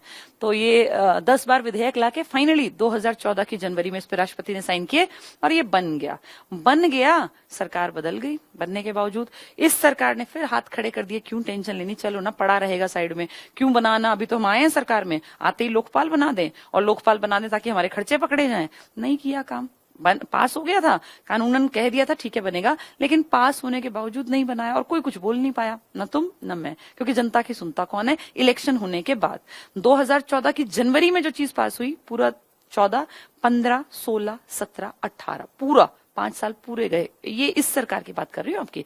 दोनों सरकारें एक जैसी हैं। अगर आपके दिमाग में गलत फहमी है ना कि ये बहुत अच्छी है या वो बहुत अच्छी थी, तो दोनों के कर्म मैं आपके सामने खोल रही हूँ। 2014 में उन्होंने अपने फायदे के लिए कि क्या पता जनता इससे प्रभावित होकर हमें वोट दे दे, अपनी चालाकी में कर गए। अगर करने वाले थे तो 2004 से बैठे थे पावर में, 4 से 14 तक क्यों नहीं पास कर दिया था। अब इनकी सुन लो, जो आज बैठे हैं, ये भी जो माननीय प्रधानमंत्री कहलाते हैं, इन्होंने क्या किया, पास हो गई चीज कानूनन। अगर कोई चीज पास हो गई तो बन जाती है ना। मैंने दिखाया 5 साल बीते, 2019 में इनके भी इलेक्शन आ गए, उनके 14 में थे, इनके 19 में आ गए ना, यानी पिछले साल। आनन फानन में फॉर्मेलिटी के लिए इलेक्शन मई के आसपास होते हैं, अप्रैल मई के आसपास। मार्च में इन्होंने कह दिया हाँ लोकपाल के ऊपर हम काम करेंगे और लोकपाल नियुक्त भी कर दिया। पीसी घोष, पिनाकी चंद्र घोष मार्च 2019 में पहले लोकपाल बने हैं इंडिया के। दोनों सरकारों के जो चालाकी है वो समझ पा रहे हो ना। 14 में सरकार जाते जाते देखते यार क्या पता गलती से लोग मुझे पसंद कर ले, तो चलते चलते एक मैं दाव खेल लूं, क्या पता जीत जाऊं। लोगों ने पसंद नहीं किया क्योंकि 10 साल से पावर में बैठे थे। ये आए, इन्होंने पहली पूरा टर्म निकाल दिया, कोई काम नहीं किया। दूसरे टर्म के इलेक्शन आने से ठीक 20, 30, 40 दिन पहले या कुछ इस तरह का 2 महीने पहले इन्होंने उस पर कहा हम काम करेंगे और अब भारत में लोकपाल बनेगा, और मार्च में इन्होंने लोकपाल नियुक्त कर दिया। तो अब देखो दोनों सरकारें एक ही थाली के चट्टे बट्टे हैं ये, इसलिए आपस में मत लड़ा करो कि ये पीएम अच्छा और वो घटिया। सब एक हैं, पीछे सारे एक हैं, सारों की खुशियां एक हैं, सारों के गम भी एक हैं। बस ये है कि 10 साल तुम खा लो, 10 साल हम खा लेंगे। जनता बेवकूफ है, मूर्ख है, इनको लड़वाते रहो, कभी धर्म के नाम पे कभी कर्म के नाम पे। इनको कोई अकल ही नहीं है और जनता इस बात को समझती नहीं क्योंकि शिक्षित नहीं है। इन चीजों को समझो कि देखो कैसे विधेयक दिखावटी लाया जा रहा था, कैसे दिखावटी पास किया गया, और दूसरी ने अपना पास करने के बाद भी बनाया ही नहीं। जब दोबारा इलेक्शन आया तो बना के बैठ गए। अच्छा अभी बहुत ध्यान से सुनना कि इंडिया में लोकपाल है 2019 से, लेकिन तुम्हारे सामने आज तक तो कुछ आया नहीं किसी की गड़बड़। भाई मार्च 2019 से क्या इस देश में सब दूध के धुले बन गए क्या? किसी की कोई गलती नहीं हुई। इसमें कहा गया एक अध्यक्ष रखेंगे। लोकपाल बेसिकली एक समिति है, एक आदमी उसका हेड है, तो एक ऑर्गेनाइजेशन मान लो लोकपाल को। एक इसका अध्यक्ष है और 8 इसमें मेंबर है, यानी कुल सदस्य 9। एक आधी किताब 8 लिखती है, 9 है। मैंने आपको बताया कभी भी किसी भी चीज में ना इवन नंबर नहीं रखते और रखते हैं ताकि झुकाव का पता चले। अब इनकी कुछ योग्यताएं होनी चाहिए, ध्यान से सुनना क्या योग्यताएं। पहली योग्यता, जो भी आदमी लोकपाल का हेड बनेगा, अध्यक्ष बनेगा, वो रिटायरमेंट के बाद, अच्छा उसमें बनने से पहले क्या कंडीशन है, वो क्रिमिनल ना हो, उसने कोई क्राइम ना किया हो, वो चुनाव ना लड़ा हो कभी, वो कोई बिजनेस ना करता हो, बिजनेसमैन ना हो। क्राइम ना करे तो फेमस कैसे होगा? इंडिया में तो क्रिमिनल्स ही फेमस होते हैं। चुनाव ना लड़े तो फिर कैसे फेमस हुआ होगा? बिजनेसमैन ना हो तो कौन जानता होगा? यानी वो किसी भी तरह से न तो किसी भी क्राइम में लिप्त रहा हो, ना उसने इलेक्शन लड़ा हो, यानी सांसद वगैरह नहीं बनेंगे, और ना ही वो बिजनेसमैन हो। तो किसको बनाओगे? क्योंकि बड़े बड़े लोग तो यही होते हैं इंडिया में। तो फिर कह दिया कि हम बनाएंगे उस आदमी को। ये तो नहीं की कंडीशन है। फिर किसको बनाओगे? तो बोले जो सुप्रीम कोर्ट में या तो सीजेआई रहा हो, चीफ जस्टिस ऑफ इंडिया, और नहीं रहा सीजेआई तो कोई बात नहीं, वो जज रहा हो, सुप्रीम कोर्ट में जज या जस्टिस रहा हो। और अगर ये भी नहीं होता तो फिर हाई कोर्ट को कंसीडर कर लेंगे, यानी वो आदमी किसी न किसी फॉर्म में जज के पोस्ट से जुड़ा हुआ हो, इसको बनाएंगे। क्योंकि जो जज होते हैं जनरली वो क्रिमिनल नहीं होते, और 99% वो चुनाव में भी इक्का दुक्का छोड़ दें, अब एग्जाम्पल दिखने लगेंगे, लेकिन वो चुनाव भी नहीं लड़ते और वो बिजनेसमैन भी नहीं होते। लेकिन इंडिया में ना ऐसी साफ सुथरी सुंदर छवि, पवित्र आत्मा हो गई है, ऐसी इंडिया में है नहीं। और हैं बहुत सारे हैं जनता के बीच में, उनको क्यों बनाएंगे? तुम्हें मुझे कौन पूछेगा? कोई भी नहीं, क्योंकि हम उतने फेमस ही नहीं है। ये बनाएंगे ऐसे आदमी को जो इनके चंगुल में फंसा रहे, इनके अकॉर्डिंग काम करे। क्योंकि बनाते टाइम अब इनको बनाने वाला कौन? सबसे बड़ी दिक्कत तो ये, इनको बनाने वाला कौन? इनको बनाने वाले लोगों में प्राइम मिनिस्टर शामिल है, इनको बनाने वाले लोगों में राष्ट्रपति तो इंपॉर्टेंट है ही है। इसके अलावा जो प्रतिपक्ष का नेता है, प्रतिपक्ष अपोजिशन, जो एक ही थाली है, दोनों चट्टे बट्टे, ये इधर दोनों खाने पीने वाले, तो पीएम होगा, नेता प्रतिपक्ष का होगा, और एक दो इसी तरह के और लोगों को ले लेंगे। जैसे उसमें जो प्रेजेंट का सीजेआई है, इससे कंसीडर कर लेंगे, एक आधे इसी तरह के विधि मंत्री वगैरह से पूछ लेंगे। तो ये 3-4 आदमियों के ग्रुप से फिर पूछ लेंगे भाई पांचवा किसको बनाए। और इसमें ये भी कह दिया भाई एक महिला भी होनी चाहिए, एक माइनॉरिटी सेक्शन का भी होना चाहिए। यानी दिखावट तो बहुत बढ़िया की, बहुत सुंदर तरीके से महिलाओं को लगे भाई हमारी भी इंपॉर्टेंस है, माइनॉरिटी को लगे हमारी भी इंपॉर्टेंस है। लेकिन फाइनली क्या है, इन सबको बनाने की ताकत किसके हाथ में है? राष्ट्रपति और पीएम। और नेचुरल जस्टिस का नियम ये कहता है कि अगर किसी ने आपका भला किया है तो आप उसका बुरा करने से पहले 10 बार सोचोगे। तो पीएम ने अगर बनवाया है, राष्ट्रपति ने मुझे बनवा दिया, तो फिर मैं इनके खिलाफ कैसे लिखूं? इंडिया की सारी दिक्कत ये है कि इनको बनाते टाइम जनता का कोई योगदान नहीं होता। जिसके खिलाफ इनको रिपोर्ट लिखनी है, जिनकी कमियां इनको रिपोर्ट में दिखानी है, उन्हीं की छत्र छाया में ये खाते पीते खेलते और पलते बढ़ते हैं। तो क्या ये फ्री होके उनके खिलाफ काम कर सकते हैं? बिल्कुल नहीं कर पाएंगे। ये कॉमन सेंस है, ये कर ही नहीं पाएंगे। इसलिए जो कैग था ना, वही काम आप देखना इसका हो जाएगा। कहने को है हमारे देश में पीसी घोष बने हुए हैं मार्च 2019 से, लेकिन तब से आज तक तो मैंने कभी रिपोर्ट सुनी नहीं कि किसी के बारे में कुछ नेगेटिव हो। तो लोकपाल अपना असली काम इंडिया में नहीं कर पाया और कर भी नहीं पाएगा। जब तक हम लोग चेंज नहीं होंगे ना, जब तक ये सिस्टम ऐसे नहीं बदलेगा कि ये अनपढ़ जाहिल मूर्ख लोग क्रिमिनल खुद जाके और बैठ गए हैं संसद में विधायकों के रूप में, सांसदों के रूप में, तब तक ये चीजें ऐसी की ऐसी चलती रहेंगी। आम आदमी कुछ कर ही नहीं सकता। आपके देश में लोकपाल है, 2019 में बना है, 1969 से। ये लगा लो कितनी लंबी लड़ाई हो गई, 69 से 79, 89, 99, 2009, 19, 50 साल बाद जाके आपके देश में ये एक खिलवाड़ किया गया। क्योंकि इलेक्शन से ठीक पहले ही तुम्हें याद आता है कि देश में लोकपाल बना दे या लोकपाल की जिम्मेदारी डिसाइड कर दे। अच्छा, एक चीज और, अब लोकपाल बनने की कुछ और कंडीशंस में, जैसे ये तो समझ में आ गई होंगी, ये कहा कि कम से कम लोकपाल बनेगा ना जो, उसकी एज 45 साल होनी चाहिए। कम से कम एज, देखो इतनी कम एज हमने 21 पढ़ी थी, हमने 25 पढ़ी थी, 30 पढ़ी थी। सुप्रीम कोर्ट, हाई कोर्ट की कोई एज नहीं थी बनने की, रिटायरमेंट की थी 62-65। यहां कहा गया एज कम से कम होगी 45 साल, और इसमें उसका ये लगा लीजिए 25 साल का अनुभव भी लिखा हुआ है कि इसका एक्सपीरियंस होना चाहिए। यानी कोई जवान लड़का तो बन ही नहीं सकता, ना कोई महिला बन सकती। 25 साल का अनुभव जिसको होगा, अगर कोई 20 में भी काम पे लगेगा, अनुभव जिसको कहते हैं कि वो कोई काम काज करने लगा 20 साल से, और तब उसका जाके 45 साल तक अनुभव की कंडीशन पूरी होगी। तो 45 साल का इमेजिन करोगे आप, तो सुप्रीम कोर्ट के जज वज जो होते हैं ये 55-60 के ही तो बनते हैं, 1-2 साल ही रह पाते हैं सुप्रीम कोर्ट हाई कोर्ट में, ज्यादा लंबा नहीं टिक पाते। क्योंकि इनकी रिटायरमेंट की एज ही कंडीशन पूरा करते करते वो 10 साल वकील और 5 साल जज वाली पूरी हो जाती है। तो थोड़ा सा टफ है ये इस तरह से पहुंचना यहाँ, लेकिन पहुंचाने में जो आशीर्वाद चाहिए वो इन दोनों का चाहिए। और जिसके सिर पे इनका हाथ है वो इनकी बुराई कर ही नहीं सकता, वो इनके खिलाफ लिख ही नहीं सकता। इसलिए भारत जैसे देश की विडंबना है कि स्वीडन जैसा छोटा सा देश, जिसकी कोई जनसंख्या नहीं, कुछ है ही नहीं, लेकिन फिर भी वो बहुत आगे है। कारण वहां शिक्षित जनसंख्या है, वो जानते हैं कि कैग क्या काम करना जरूरी है, कैग के लिए लोकपाल, ओम्बड्समैन का क्या काम है। लोकपाल के साथ मैंने लोकायुक्त लिखा हुआ था, देखो लोकायुक्त, इनमें क्या अंतर है? देश की जो रिपोर्ट तैयार करेगा वो लोकपाल है, और हर राज्य में भी तो करप्शन है, राज्य की जो रिपोर्ट तैयार करेगा वो लोकायुक्त है। आपके देश में कहने को उड़ीसा ने, महाराष्ट्र ने, बहुत सारे राज्यों ने, अब तो लगभग सब राज्यों ने, क्योंकि कंडीशन थी कि जिस दिन देश में लोकपाल बन गया 1 साल के अंदर अंदर हर राज्य में लोकायुक्त बनाना है। तो मार्च 2019 में आपके देश में लोकपाल बन गया, तो मार्च 2020 तक आपके देश में लगभग सारे राज्यों ने, इक्के दुक्के छोड़ दें वो अलग चीज है, लेकिन लगभग बड़े बड़े राज्यों ने लोकायुक्त बना लिए। काम लोकायुक्तों ने कुछ नहीं किया, ना लोकपाल ने। ये भी एक पोस्ट बना दी, खूब आराम से खाएंगे, बैठेंगे, इंडिया का पैसा लूटेंगे। तो क्योंकि इनको बनाने वाले जो आका हैं उनके खिलाफ कोई बोल नहीं सकता इंडिया में। ये है लोकपाल का कॉन्सेप्ट इंडिया में मजाकिया तौर पर। रियलिटी है लोकपाल इतना पावरफुल होता है कि लोकपाल एक एक भ्रष्टाचारी को कॉलर से पकड़ के जनता के सामने कर सकता है कि इसने इतने लाख रुपए का गबन किया, ये जनता के पैसे को ऐसे खा गया। और जनता जब जानेगी, जागृत होगी, तो ये लोग कर नहीं पाएंगे इस काम को।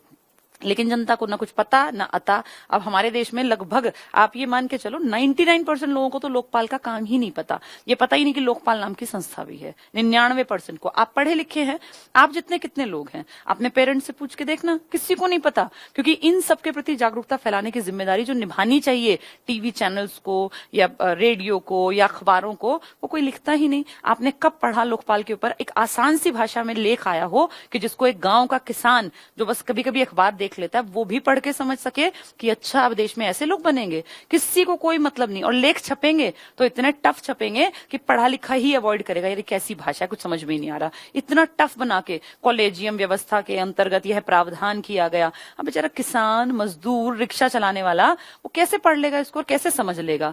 क्या ये देश के जो सोशल मीडिया के साधन हैं इनकी जिम्मेदारी नहीं बनती कि ये इस तरह के नियमों को जो देश में चल पड़े हैं, सो कॉल्ड तो चली पड़े हैं ना, उनको इतनी आसान भाषा में लिख के प्रेजेंट करें या टीवी में इतना आसान बना के समझाएं कि एक एक अनपढ़ की समझ में आ जाए कि मेरे देश में लोकपाल बन गया और लोकपाल है तो मैं ये अधिकारों की डिमांड कर सकता हूं। लेकिन नहीं, उसको इतना टफ, उसको तो ऐसे दबा देंगे खबर को कि क्या मजाल जो देश की जनता को पता भी हो कि लोकपाल बन चुका है। 99.9% अपने आसपास पूछ लेना, किसी को पता ही नहीं है लोकपाल क्या होता है, लोकपाल के क्या काम है। जबकि लोकपाल हमारे पैसे का ध्यान रखने के लिए, इन भ्रष्टाचारियों को पकड़ने के लिए सबसे स्ट्रांग पोस्ट होनी चाहिए थी, जो है नहीं। वो कठपुतली है, वो भी नाचेगा वैसे जैसे पीएम और राष्ट्रपति चाहेगा। ठीक है, चलिए अब इन सबको पढ़ लेते हैं थोड़ा सा किताबी भाषा से। वित्त आयोग, सबसे पहला कमीशन जो हमें आज पढ़ना है, फाइनेंस कमीशन। ठीक है, पढ़ाई को ना समझते हुए चलना चाहिए। जो हम चाहते हैं कि बदलाव आए, ये बदलाव एक दिन में नहीं आएगा। हो सकता है मैं और तुम जब तक जिंदा हैं तब तक बदलाव ना आए, बहुत बड़ी बात नहीं है। बदलाव ऐसे इतना आसानी से नहीं आते, सदियां लग जाती हैं देश को, व्यवस्था को बनाने में या भ्रष्टाचार को खत्म करने में, लेकिन आते हैं।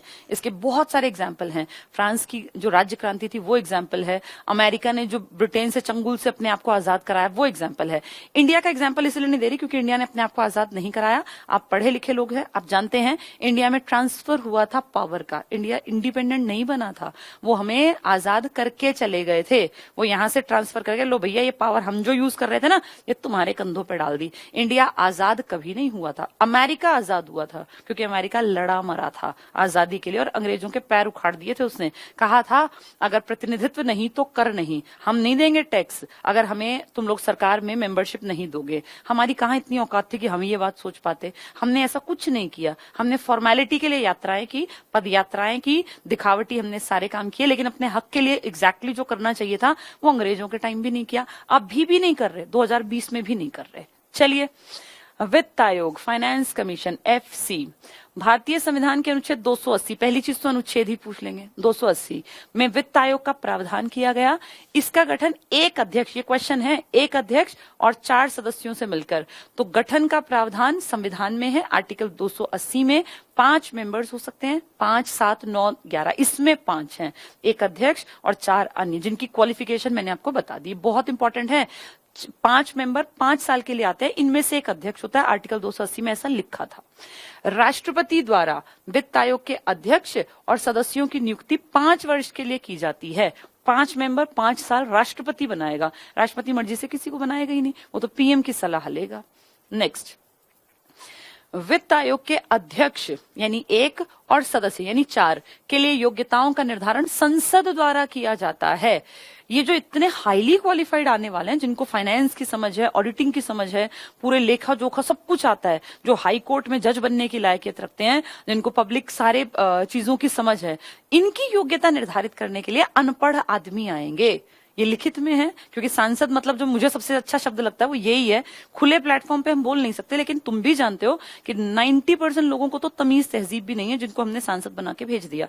10% लोग हैं समझदार, लेकिन उनकी चलती कहाँ है? ज्यादातर चलती उनकी है जो जाहिल हैं, जो चीखते हैं, चिल्लाते हैं, जिनको ना संविधान की समझ है एग्जैक्टली, ना हिस्ट्री पढ़ी, ना पॉलिटिकल साइंस पढ़ी, ना उन्होंने कभी मैथ्स पढ़ा कि उनकी तर्क शक्ति विकसित हो। पागलों की तरह बोलने लगते हैं तो चुप ही नहीं होते हैं। ये पता ही नहीं कि देश के विकास के लिए क्या जरूरी है क्या नहीं। ये डिसाइड करेंगे जो ये खुद अनपढ़ हैं, क्रिमिनल हैं, ये डिसाइड करेंगे कि वित्त आयोग के अध्यक्ष और सदस्यों के लिए योग्यताएं क्या होंगी। और वित्त आयोग वाले मैंने क्या बताया, फाइनेंस की समझ रखते हो, उनको ऑडिटिंग की अकल हो, उनको अकाउंटिंग का सारा समझ में आता हो, और वो देश में हाई कोर्ट के वकील जज बनने लायक हो। जो इतना हाईली क्वालिफाइड है उसकी क्वालिफिकेशन ये तय करेंगे, जो खुद 10वीं पास भी नहीं है, हो सकता है 5वीं फेल हो इनमें से आधे। तो देख लो तुम, तभी तो देश का बेड़ा गर्क कर रखा है। नेक्स्ट, वित्त आयोग का अध्यक्ष ऐसा व्यक्ति हो सकता है जिससे सार्वजनिक क्षेत्र का अनुभव प्राप्त हो। 1 नंबर का क्वेश्चन बहुत बार आता है ये। वित्त आयोग का अध्यक्ष वो हो सकता है जिससे सार्वजनिक क्षेत्र का अनुभव प्राप्त हो, यानी सोसाइटी की समझ हो। सोसाइटी की समझ होना बहुत जरूरी है, ये पढ़ाई लिखाई से आती है, अनपढ़ों को नहीं होती है। पहले होती थी, लेकिन वो समाज में संस्कारों से आती थी। हमारे जो दादा परदादा थे ना, वो भी समझदार थे, लेकिन वो अनुभव से ज्ञानी बने थे। आजकल जो ये एमपी, इनके कौन से अनुभव हैं? ये तो क्रिमिनल हैं कितने सारे, इनको कोई अनुभव है जीवन का? कोई नहीं। फिर भी ये डिसाइड करेंगे कि क्या क्वालिफिकेशन रखवानी है। ठीक है, तो सार्वजनिक क्षेत्र वाला इंपॉर्टेंट है। आगे, वित्त आयोग के सदस्यों के लिए यानी 4 के लिए आवश्यक है कि वो उच्च न्यायालय हाई कोर्ट के जज होने की योग्यता, ये योग्यता कर लेना, रखता हो, या ऐसा व्यक्ति जिसे वित्तीय लेखा, फाइनेंस बताया मैंने, ऑडिटिंग या फिर उसका अकाउंटिंग का लिखना और समझना दोनों आते हो, वित्तीय लेखा और प्रशासन का व्यापक ज्ञान और अनुभव हो। तभी मैंने आपको बताया कि बहुत सारी आईएएस टाइप के जो लोग होते हैं ना, वो इसमें आते हैं। इसमें भी, वित्त आयोग में भी, और बड़े बड़े कई आयोग में इसी तरह के लोग आते हैं, हाईली क्वालिफाइड। इनकी योग्यता डिसाइड करने वाले अनपढ़ हो सकते हैं, लेकिन ये नहीं हो सकते। इनके लिए सार्वजनिक क्षेत्र का अनुभव हो, हाई कोर्ट का जज बनने लायक हो, उसको लेखांकन, अकाउंटिंग, फाइनेंस, इकोनॉमिक्स की बहुत अच्छी समझ हो। ये जरूरी है, ये होगा तो ही वो फाइनेंस कमीशन में आ सकते हैं, वरना नहीं। ठीक है, वित्तीय लेखा और प्रशासन, एडमिनिस्ट्रेशन, तो आईएएस इसीलिए आ सकते हैं। कार्य और क्षेत्राधिकार, क्या काम करता है फाइनेंस कमीशन? पैसे का बंटवारा, करों का वितरण, किस किस के बीच? केंद्र और राज्य सरकार के बीच। वो सबसे मोटी बात है। इनकी भाषा भी पढ़ लेते हैं, थोड़ा टफ होगी इनकी।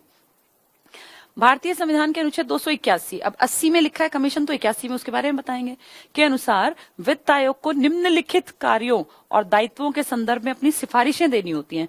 क्या इनकी सिफारिशें कंपलसरी है मानना? नहीं, इनकी सिफारिशें बाध्यकारी नहीं हैं। पीएम की मर्जी, इन आईएएस की सिफारिश को माने चाहे खारिज कर दे, ये लिखित में है, बाध्यकारी नहीं है। नेक्स्ट देखो, केंद्र और राज्य के मध्य करों, ये इंपॉर्टेंट चीज है, करों का शुद्ध आगम, इसकी भाषा जो है ना, इसको मैं उम्मीद करती हूं आप समझ पा रहे होंगे।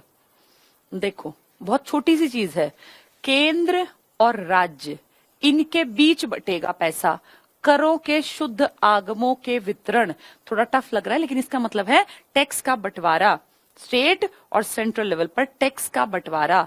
तो करों के शुद्ध आगमों के वितरण, ठीक है, जो पैसा आया उसका डिस्ट्रीब्यूशन कैसे कैसे करना है, वो डिसीजन ये लेते हैं के संबंध में। और राज्यों के मध्य, भाई राज्यों में जो पैसा आया, शुद्ध आगमों, आने वाला पैसा, आने वाला तत्संबंधी भाग के आवंटन से संबंधित है। थोड़ा सा टफ है ये सुनने में, पढ़ने में, लेकिन ये कहना चाहता है कि जो पैसा जनता देगी सरकार को, उसका बंटवारा कैसे होगा, ये डिसीजन लेता है वित्त आयोग, जिसमें कि सार्वजनिक अनुभव वाला आदमी था, जिसमें कि हाईकोर्ट के जज वाला आदमी था, जिसमें कि फाइनेंस की, इकोनॉमिक्स की, प्रशासन की समझ वाला आदमी था। तो ये राय देते हैं कि भैया पैसे को ऐसे ऐसे बांट लो, इसको राज्यों को इतना % दे दो, केंद्र इतना रख लो। ये इंपॉर्टेंट बात है। चलिए नेक्स्ट पे आते हैं। अरे नेक्स्ट देखो, तो ये टॉपिक जो है समझ में आ गया होगा। थोड़ी सी भाषा टफ होती है किताबी, लेकिन पेपर में जब आए तो तुम्हें समझ लेनी है। ये भारत की संचित निधि में से, क्या आपको निधियां याद हैं? आर्टिकल 266 और 267, भारत की संचित निधि, कंसोलिडेटेड फंड, सरकार के सारे खर्चे संचित निधि, ये हमने बना रखी है, मैंने और तुमने पैसा दे रखा है, पूरे भारत ने, तब ये निधि है इनकी, जिसमें से ये करोड़ों रुपए का गबन कर जाते हैं किसी को बिना बताए।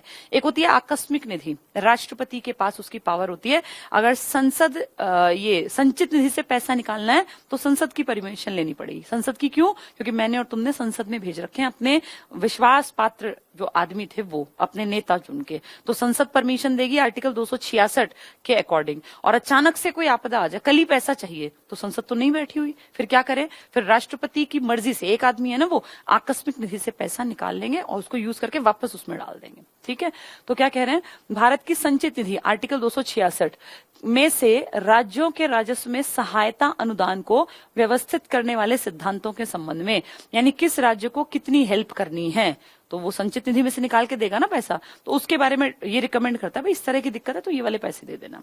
सुदृढ़ वित्त के हित में, यानी एक बहुत स्ट्रांग हमारी इकोनॉमी के हित में, राष्ट्रपति द्वारा आयोग को निर्दिष्ट किए गए किसी अन्य विषय के संबंध में, यानी ये सलाह देता है। अगर एक अच्छी फाइनेंस की प्लानिंग करनी है तो राष्ट्रपति इससे सलाह मांग सकता है, मर्जी राष्ट्रपति की या कह लो मंत्रियों की, प्रधानमंत्री की, इसकी बात माने या ना माने। अब देखो, पहला वित्त आयोग जो आया था, सारे नहीं याद करने, पहला याद करना, 1951 में आया। कितने साल की रिकमेंडेशन? 5 साल की, 5 सदस्य था। केसी नियोगी, बहुत इंपॉर्टेंट है। पहले वित्त आयुक्त का नाम क्या था, जो मेन था, लीडर था, केसी नियोगी। पहले जिसने ये बताया कि इतना पैसा इसको इसको दे देना, ये केसी नियोगी था। दूसरा, तीसरा, चौथा कोई नहीं पूछने वाला तुमसे, सीधे आ जाओ लास्ट पर। ये देखो लास्ट, ये 15वां, मैंने बताया था ना, ये नवंबर दिसंबर में बना था 17 में, फिर इसकी रिकमेंडेशन इस साल स्टार्ट होनी थी 1 अप्रैल 2020 को। तो इतनी जल्दी क्यों बनाया? क्योंकि 2 साल ये इकोनॉमी को समझते हैं। इकोनॉमी सदा एक से नहीं होती ना, बदलती रहती है। तो 17 के नवंबर दिसंबर में बने। एनके सिन्हा, देखो ये लिखा, एनके सिन्हा या एनके सिंह, जो भी इनका नाम है, ये दोनों चल जाएंगे। ये बीजेपी के बहुत बड़े चेहरे थे और हाईली क्वालिफाइड थे, तो इनको बना दिया गया। एनके सिन्हा ने रिकमेंडेशन 2 साल पूरी व्यवस्था को समझा, 5 लोगों ने देखा कैसे कैसे चेंजेस हैं, राज्यों को ज्यादा पैसा देना है, कम पैसा देना है, कैसे बंटवारा करना ठीक रहेगा, और अपनी रिकमेंडेशंस को दे दिया। इसके बाद पिछले साल रिकमेंडेशन आ गई संसद में, फिर इसको पढ़ा और इनको ठीक लगा होगा, भाई उन्हीं का आदमी है तो उनके फेवर की बात करेगा ना, तो इन्होंने 2020 में इसको लागू करना था। 31 मार्च 2025 तक ये रिकमेंडेशंस चलेंगी कि कैसे कैसे क्या क्या बंटवारा होगा। ठीक है, नेक्स्ट पे निर्वाचन आयोग तो मैं आपको पूरा पढ़ा चुकी हूँ, ये मैंने सब पढ़ा दिया आपको। अब ये वाली जो फाइल थी ना, ये आपकी लगभग कंप्लीट हो गई है। नीति आयोग भी हमारा हो गया, सूचना, ये लोकपाल और लोकायुक्त, देखो ये आ गया जो मैंने अभी समझाया। इसको इंग्लिश में कहते हैं ऑम्बर्ड्समैन, OMBUDSMAN, ऑम्बर्ड्समैन। हिंदी में हम कहते हैं लोकपाल, जनता से जुड़ा हुआ आदमी, लोकपाल और लोकायुक्त। ऑम्बर्ड्समैन, देखो ऑम्बर्ड्समैन संस्था का गठन, ये कोई आदमी नहीं है, पहली चीज, ये एक संस्था है जिसमें 9 मेंबर होंगे, 1 + 8 का गठन पहली बार 1809 में स्वीडन में किया गया। तो स्वीडन छोटा सा देश है, लेकिन भ्रष्टाचारियों को 1809 से पकड़ रहा है, और हमसे आज तक नहीं पकड़े गए भ्रष्टाचारी। हमारे यहाँ सब आते हैं, भ्रष्टाचार करते हैं और चले जाते हैं। भ्रष्टाचार का मतलब समझो, तुम्हारा मेरा पैसा खाना, ये है भ्रष्टाचार।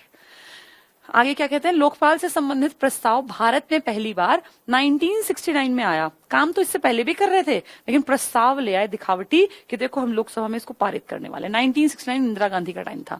इससे संबंधित विधेयक कई बार संसद में प्रस्तुत हो चुके हैं। एग्जैक्टली कहूं तो 10 बार पेश किया गया, खारिज कर दिया। फॉर्मेलिटी थी, ये भी जानते थे हम अपने सिर के ऊपर ऐसा कैसा अधिकारी बिठा ले जो हमारे खर्चे लिख दे, हमारी कमियों को सामने ले आए, हमारे भ्रष्टाचार को दिखा दे। ऐसे पागल थोड़ी है सरकारें। कांग्रेस भी आ गई इस दौर में, जनता पार्टी भी आ गई, इस टाइम पे बीजेपी भी आ गई, आपके सामने सामने सब आ गए।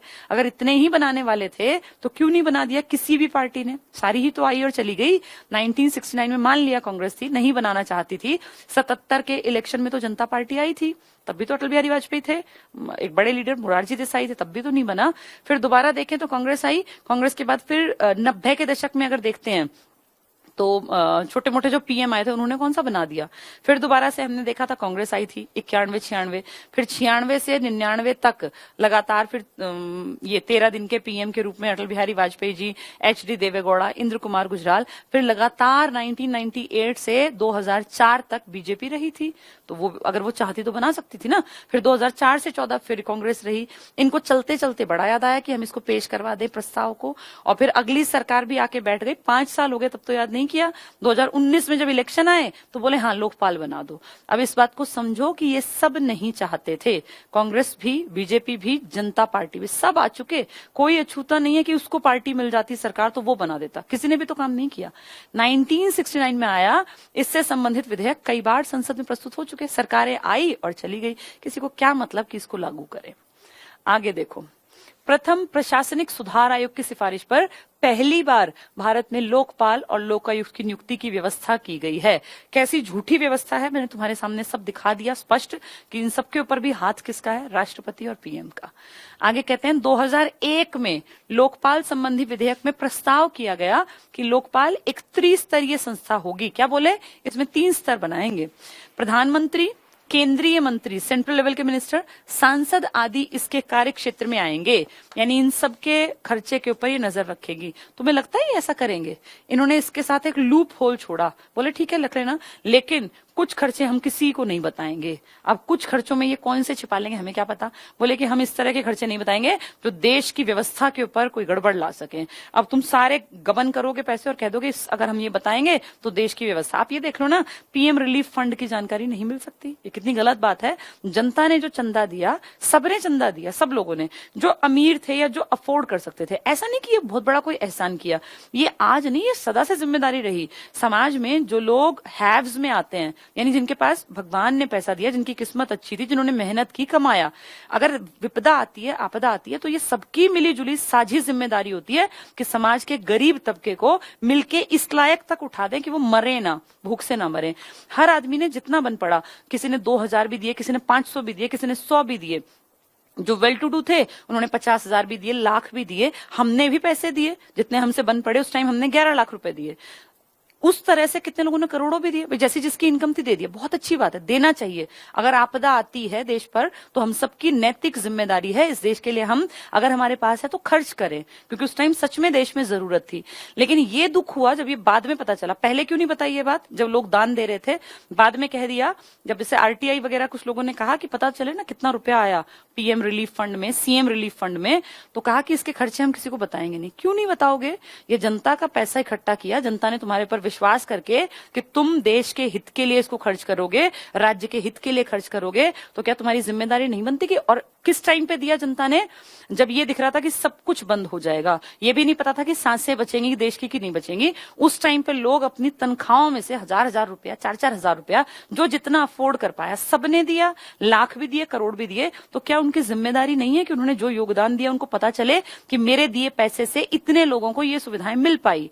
भाई उसको पता तो चलना चाहिए ना कि मेरे दिए का फायदा क्या हुआ। लेकिन दोनों तरफ की सरकारों ने कह दिया जी हम इसको पब्लिक नहीं करेंगे। भाई क्यों नहीं करोगे पब्लिक? पब्लिक से पैसा तो तुमने बड़ी जल्दी ले लिया, अब ये चीज तुम पब्लिक नहीं करोगे और कोई कुछ कर भी नहीं सकता। पैसा कहां जाएगा पता नहीं कितने। ये भी सुनने में आ रहा है कि बहुत बड़े स्तर के गबन हुए, बहुत बड़े स्तर के। ये पैसा खर्च ना के बराबर, 5% भी खर्च नहीं किया, और लोगों ने आंख बंद करके विश्वास करके कि यार दिक्कत है देश पे, पैसा दे देना चाहिए अगर हमारे पास है तो। अपने ये एक अच्छी किस्मत भी होती है ना कि आपको भगवान ने दिया है। कितने लोगों को तो भगवान ने दिया ही नहीं। अगर आपको दिया है और आप उस टाइम पे जब जरूरत है देश की मदद करें तो आपको प्राउड फील होता है कि यार हमने भी उस टाइम पे देश के लिए काम किया। लेकिन दुख इस बात पे आता है कि उस काम का पता नहीं सही हाथों तक, सही पेट तक वो खाना पहुंच पाया जिसके लिए हम लोगों ने दान दिया था। क्या उन लोगों तक मेडिकल फैसिलिटी पहुंची? क्या उन लोगों को कुछ इस तरह की एश्योरेंस मिली उनके बीवी बच्चों को या उनके पेरेंट्स को कि जिससे वो फ्री हो पाए कि हाँ यार चलो महीने भर का, 2 महीने 4 महीने जब तक आपदा है हमारा काम चल जाएगा। अगर नहीं बता सकती सरकार तो ये पहले बताना चाहिए। एक भी आदमी रिलीफ फंड में पैसा ना देता, क्योंकि ये हम जानते हैं कि सरकारें खा जाती हैं इस टाइम पर इतनी हद दर्जे की बेशर्मी की मौत सामने खड़ी है। पता नहीं कौन सा मंत्री मर जाए, किसी को क्या हो जाए, कुछ नहीं पता। कौन गरीब मरेगा, कौन अमीर मरेगा, उस टाइम में भी गबन की सूझ रही है। तो बेहद मतलब बेशर्मी है इस देश में कि लोग ऐसे टाइम पे भी गबन कर सकते हैं पैसे का। चलिए आगे बढ़ते हैं। तो भ्रष्टाचार, पद के दुरुपयोग आदि की जांच लोकपाल करेगा। देखो क्या कह रहे हैं, किस किस की जांच करेगा? प्रधानमंत्री, केंद्रीय मंत्री, सांसद, तो सारे मंत्री आ गए और इसके कार्य क्षेत्र में आएंगे। इनके संबंध में, ये भ्रष्टाचार तो नहीं कर रहे, इसके दुरुपयोग आदि की जांच लोकपाल करेगा। लेकिन ये नियम तुरंत बना देते हैं, हम नहीं छापेंगे बेरोजगारों के आंकड़े। भाई क्यों नहीं छापोगे? क्या आम आदमी को नहीं पता होना चाहिए मेरे देश की आबादी का कितना बड़ा हिस्सा बेरोजगार है? तुम इसको अपनी, अगर तुम इसको मानते हो कि तुम्हारी सक्सेस पे बट्टा है तो इसको दूर कर दो। तुम ऐसा करो ना काम कि ये आंकड़े घटते जाएं और तुम प्राउड से दिखाओ कि देखो 2014 में हमारे तो इतने बेरोजगार थे, हमने 19 तक इतनी संख्या कम कर दी, हमने लोगों को रोजगार दे दिया। लेकिन ये क्या कर रहे हैं कि छिपा दो। हर साल बढ़ रहे हैं ना आंकड़े बेरोजगारी के, भ्रष्टाचार के, तो कह रहे हैं आंकड़े छिपा दो। फिर क्या फायदा हुआ राइट टू इन्फॉर्मेशन का? जब हमें इन्फॉर्मेशन ही नहीं दोगे तो हम अभिव्यक्ति क्या करें? हम कैसे तुम्हें बताएंगे तुम गलत कर रहे हो? तुम अगले आदमी जो है बंद करके बैठ गए, इनको आंकड़े ही मत दो, जाहिल लोग हैं, अनपढ़ लोग हैं, इनको अकल है नहीं। तो जो थोड़ा बहुत पता चलता था अंदर का वो भी आंकड़ों से रोक दिया गया। चलिए आगे बढ़ते हैं। दिसंबर 2013 जब इलेक्शन आ गया तो देखो कितने चालाकी से इन्होंने क्या किया। दिसंबर 2013, क्योंकि 14 में इलेक्शन था, में राज्यसभा और लोकसभा द्वारा बिल को पास करने के पश्चात राष्ट्रपति के हस्ताक्षर के लिए भेज दिया गया। तुम्हें 2004 से 13 में सूझी ये बात, तब कांग्रेस पार्टी थी ना, तो 4 में तुम आए थे, तुमसे 13 तक ये काम नहीं हुआ। 14 के इलेक्शन आए तो तुम बड़ी जल्दी एक्टिव हुए, तुमने काम कर दिया। और 1 जनवरी 2014 जब इलेक्शन का साल आ गया को राष्ट्रपति ने इस पर हस्ताक्षर भी कर दिए। सब कितने बढ़िया हैं। उन्होंने 4 में आके बात की थी, 4 से 14 में साइन हुए। 10 साल तुम्हारी सरकार काम नहीं कर पाई। आगे देखो लोकपाल में, अच्छा ये तो लिखा ही नहीं कि अब बना अब है, ये पॉइंट है ही नहीं, बना अब है। 2014 में चलो मान लिया सरकार हट गई, नई सरकार आई, तो क्या नई सरकार की जिम्मेदारी नहीं थी कि लोकपाल को नियुक्त कर दे? नई भी तो बैठी रही हाथ पे हाथ रख के। मोदी जी ने कौन सा काम किया? 14 में आए थे, पूरा 14, 15, 16, 17, 18 तो बिता दिए। जब 19 के इलेक्शन आए तो इनको भी याद आ गया कि हाँ लोकपाल नियुक्त कर देना चाहिए, उससे जनता के बीच में हमारी इमेज सुधर जाएगी। उन्होंने जाते जाते किया था, इन्होंने अगले इलेक्शन के सिर पे कर दिया। सब एक जैसे हैं। आगे पढ़ें। लोकपाल में 1 अध्यक्ष और अधिकतम 8 सदस्यों का प्रावधान है। ऑड नंबर क्यों है आप समझ गए हैं। इनमें से 50% सदस्य न्यायिक पृष्ठभूमि के लिए जाने हैं, के लिए जाते हैं लिखना चाहिए था, ये पृष्ठभूमि के लिए जाते हैं। तो 50% यानी आप लगा लीजिए अगर 9 हैं तो इनमें से 4-5 न्यायिक पृष्ठभूमि के होंगे, लेकिन जो 4-5 बाकी होंगे वो न्यायिक नहीं होंगे। और वो न्यायिक देखो कैसे हैं, बिजनेस ना करते हो, क्रिमिनल ना रहे हो, तो इस तरह के लोग जो है वो इसी से ज्यूरिसडिक्शन से ही उठा सकते हैं। विभिन्न राज्यों में लोकायुक्तों की स्थापना के वर्ष, हमने ना राज्यों ने तो पहले ही अपना काम कर लिया था, पहले ही बना दिए थे लोकायुक्त। ये अलग बात है कि वो लोकायुक्त ऐसे थे जिनकी रीढ़ की हड्डी भी नहीं है।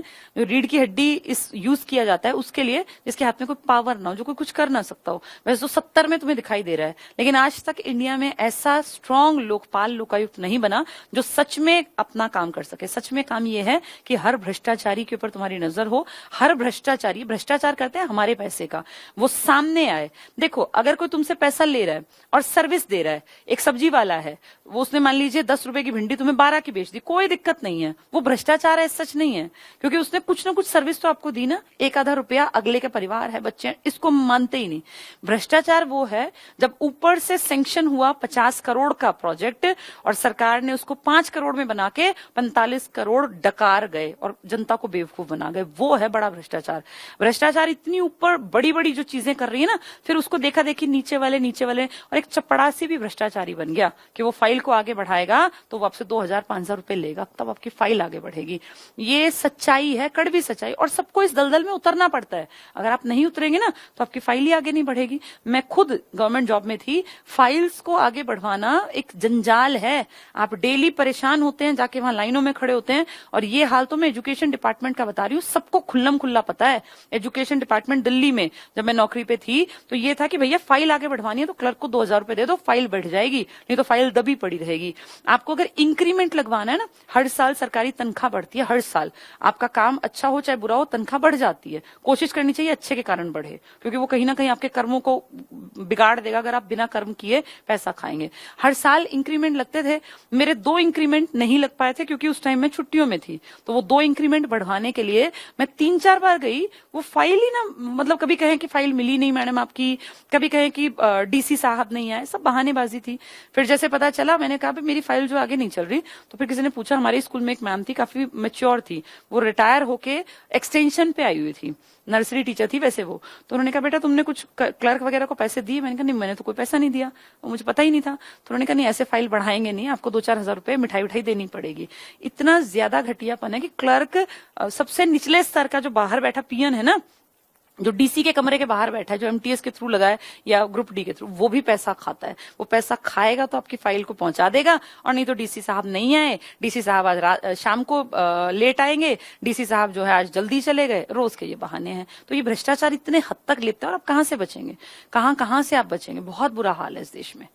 चलिए, उड़ीसा ने दिखावटी बना लिया 1970 में, आज तक कोई काम तो किया नहीं ऐसा बड़ा कि जिससे हम कहेंगे हाँ अच्छा काम किया। महाराष्ट्र ने 71 में बना लिया, फिर ऐसे धीरे धीरे करके बहुतों ने बनाए, पर इनमें से कोई भी ताकतवर नहीं है, किसी ने बढ़िया काम नहीं किया। लोकपाल चयन समिति, कौन चयन करेगा, ये हमारे काम का है। देखें तो इनको बनाने वाला कौन है, जो कि सच्चाई लिख सकने की ताकत रखते हो। लोकपाल चयन समिति में 5 सदस्य होंगे, जिनकी अध्यक्षता कौन करेगा, पढ़ लो, प्रधानमंत्री। जिसका अध्यक्ष प्रधानमंत्री है वो बताएगा ये आदमी लोकपाल में आएगा, ये नहीं आएगा। अब जिसको प्रधानमंत्री ने चुन लिया, प्रधानमंत्री किसको चुनेगा, तो प्रधानमंत्री के तलवे चाटेगा, चाहे वो चीफ जस्टिस रहा हो कहीं का। प्रधानमंत्री उसको क्यों बनाएगा, जो प्रधानमंत्री के एंटी होगा वो तो लिख ही देगा, उसको बनाएगा ही नहीं, क्योंकि इसके हाथ में है बनाने की पावर। इसके अतिरिक्त कौन आते हैं, लोकसभा के अध्यक्ष। आप अच्छी तरह जानते हो जिसकी सरकार होती है अध्यक्ष भी उसी का होता है। जो आज ये ओम है ना अपने यहाँ पर, ओम बिरला, ये बीजेपी के आदमी है, जिसकी सरकार उसका अध्यक्ष। तो 2 तो एक ही पार्टी के हो गए। तीसरा नेता प्रतिपक्ष, मैंने क्या बताया, सामने ये लड़ते हैं, पीछे सब एक ही जैसे हैं, सारे के सारे। प्रतिपक्ष पीछे बैठ के खाना इन्हीं के साथ खाता है, हमारे सामने लड़ेंगे, टीवी पे लड़ेंगे, दिखावटी लड़ेंगे, पीछे सब एक है। मुख्य न्यायाधीश, जो आजकल अब एक एक का नाम मैं नहीं ले सकती, लेकिन पिछले मुख्य न्यायाधीश को देख लो तुम, एमपी बन गया। कितनी शर्म की बात है कि आप न्यायपालिका के प्रमुख थे, आपको संविधान ने पावर दे रखी है, राष्ट्रपति आपसे सलाह लेता है, और अब आप संसद के उस सदन में आके चुपचाप बैठ गए जो राष्ट्रपति जिसमें सबसे ऊपर है। आप बराबरी पर किसके थे, राष्ट्रपति के। और अब आपको शर्म नहीं आती कि आप जाके राज्यसभा के एक सांसद बन गए हैं। ये लालच ही तो है कि आदमी इतनी ऊपर से नीचे गिरने को तैयार है। तो ये मुख्य न्यायाधीश जो कि बिक जाते हैं, और उनके द्वारा नामित उच्चतम न्यायालय का कार्यरत न्यायाधीश सदस्य रूप में होंगे। समझे, ये सारे एक जैसे हैं। प्रधानमंत्री डिसाइड करेगा, फिर सीजेआई, उसको भी खिलाए रखते हैं ये, आधे से ज्यादा तो सीजेआई इनके ही फेवर में काम करते हैं। कुछ होते हैं जो इनके फेवर में नहीं काम करते, प्रतिपक्ष वाला भी इन्हीं का यार दोस्तों में आता है। तो फिर है क्या ये सब दिखावट है। लोकसभा अध्यक्ष इन्हीं का आदमी होता है। लोकसभा चयन समिति के पहले 4 सदस्य द्वारा की गई सिफारिशों के आधार पर राष्ट्रपति द्वारा नामित विधिवेत्ता 5वां सदस्य होगा। तो 4 में कौन कौन आए, पीएम अध्यक्ष हो गया, लोकसभा सदस्य जो पीएम का ही आदमी है, सीजेआई जो हो सकता है सरकार का ही मेन आदमी हो, एक प्रतिपक्ष। 4 ये हो गए। फिर ये चारों बताएंगे कि 5वां कौन होगा। तो ये 5वें की बात है। लोकपाल के जांच के दायरे में, ये मूव क्यों नहीं हो रही फाइल, लोकपाल के जांच के दायरे में देखो कौन आएगा, प्रधानमंत्री। हाँ अच्छा, ये एंड हो गया, ठीक है, लास्ट पॉइंट है ये। लोकपाल के जांच के दायरे में कौन आएगा, प्रधानमंत्री। बहुत अच्छी बात है, अगर सच्चे लोग लिखते तो। केंद्रीय मंत्री आएंगे, सारे मिनिस्टर्स। सांसद आएंगे, सारे एमपी जिसको तुमने और मैंने भेजा, चाहे वो हारे हैं, हारे इन द सेंस उनकी पार्टी हारी है। और केंद्र सरकार के सभी श्रेणियों के ABCD के अधिकारी और कर्मचारी रखे गए हैं। ए मतलब बड़े अधिकारी, ये डीएसपी और ये डीसी और ये सब चीजें। बी मतलब इनसे नीचे वाले थोड़े से अधिकारी। सी मतलब जो एक क्लरिकल टाइप के होते हैं। और डी मतलब छोटे लेवल के लोग भी, छोटे लेवल इन द सेंस जिनका वेतनमान कम है। ये सब लोग ही तो देश को चला रहे हैं। एक चपड़ासी से लेके IAS से लेके मंत्री तक भी अगर सच में इनके ऊपर काम किया जाए और इनकी रिपोर्ट ओरिजिनल लाई जाए तो इनकी मजाल है कि ये भ्रष्टाचार कर जाए। ये इसलिए करते हैं क्योंकि इस पॉइंट में लिखा है, देखो कौन बनाता है, प्रधानमंत्री। तो इससे ये दिखता है कि इस देश में सारा काम प्रधानमंत्री के ही हाथ में है। देख लो, 5 सदस्य जो चुनेंगे उसमें पीएम है, उसमें लोकसभा अध्यक्ष है, ये दोनों एक ही आदमी हैं, एक ही मतलब उसी पार्टी के। नेता प्रतिपक्ष भी इन्हीं का दोस्त है। मुख्य न्यायाधीश को अपने फेवर में कर ही लेंगे, तो इनके लिए दिक्कत नहीं है। ये 5 एक जैसे ही बन जाते हैं। तो रिपोर्ट कैसी बनेगी वो तुम इमेजिन कर सकते हो। चलिए, आज हमने एक बहुत इंपॉर्टेंट टॉपिक पूरा कर लिया और अब ये वाली फाइल कंप्लीट हो गई मेरी तरफ से। इसमें मैंने आपको बहुत सारी चीजें पढ़ा दी जो पेपर में आएंगी। कल हम लोग स्टार्ट कर देंगे, बस एंड आने वाला है। अब अगला हफ्ता जो है उससे पहले पहले ये उम्मीद है खत्म हो जाएगा। आपके 2-3 टॉपिक रह गए। राजभाषा नहीं पढ़ाया मैंने, पंचायती राज नहीं पढ़ाया, और एक संविधान संशोधन को थोड़ा सा डिटेल से पढ़ लेंगे, ठीक है। ये आपातकाल मैंने बहुत अच्छी तरह पढ़ाया समझाया था, फिर भी एक बार फिर किताब में है तो दोबारा देख लेंगे। यानी 4-5 दिन लगेंगे, मेरे ख्याल 6 दिन हो सकता है, अगला हफ्ता पकड़ ले, ये टॉपिक पॉलिटिकल साइंस कंप्लीट हो जाएगी। फिर हम हिस्ट्री को स्टार्ट करेंगे, ठीक है। चलिए, पढ़ते रहिए, शिक्षित बनिए, क्योंकि शिक्षा एक ऐसा हथियार है जो शायद आज से 20-30 साल बाद सरकारों के ऊपर एक तलवार लटकेगी। लोग शिक्षित होंगे तो वो शर्माएंगे, वोट मांगने नहीं जाएंगे, क्योंकि तब जनता उनसे सवाल करेगी। इसके लिए जरूरी है कि हम एकजुट रहें, प्रयास करते रहें, लेकिन सबसे पहला हथियार है शिक्षा, उसको लेते रहें। Thank you.